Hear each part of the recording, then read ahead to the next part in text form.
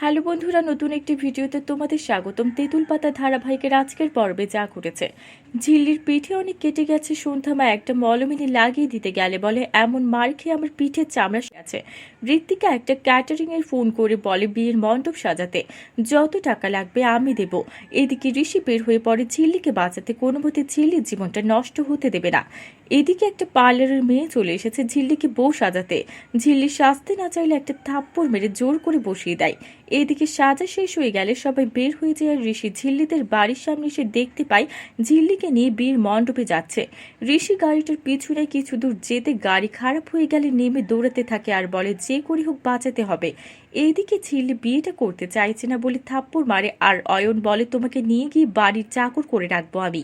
এইদিকে ঋষি পৌঁছে যায় আর ঝিল্লিকে জোর করে মণ্ডপে নিয়ে যায়। আর জোর করে বসাতে গেলে ঝিল্লি চলে যেতে গেলে অয়ন মারিতে হাত তুলে আর অয়নের হাত ধরে একটা ঘুষি মারে ঋষি। আর অয়ন গিয়ে পড়ে অনেক দূরে। ঋত্বিকা বলে তুমি কোন অধিকারে এই বিয়েটা বন্ধ করে দিলে? ঋষি সিঁদুর পরিয়ে দিলে বলে ওকে তো আপনারা ঘাড় থেকে নামাতে চাইছিলেন, আমি ঝিল্লির সারা জীবনের দায়িত্ব নিলাম। কি হতে চলেছে এবার সবটা জানতে সাথেই থাকো। ধন্যবাদ।